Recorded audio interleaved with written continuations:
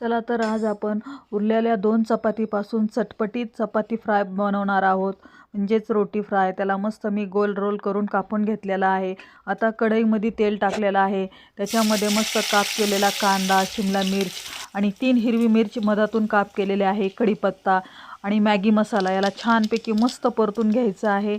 Maggi मसाल्याने खूप छान चव लागते।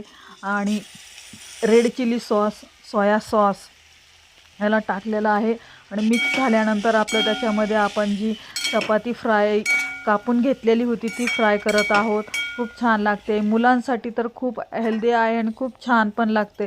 दुसरं मैद्याचं खाण्याला देण्यापेक्षा हे नक्कीच द्यायला पाहिजे आणि मुलं आवडीने पण खातात। त्याच्यामध्ये तीळ टाकलेला आहे, कोथिंबीर टाकलेली आहे, थोडीशी कांदा पात टाकलेली आहे आणि तुम्ही बघू शकता आपलं हे रोटी फ्राय तयार आहे। तुम्ही नक्की ट्राय करा, रेसिपी करून बघा आणि खायला पण खूप छान आणि चटपटीत लागतं। तुम्ही नक्की ट्राय करा। धन्यवाद।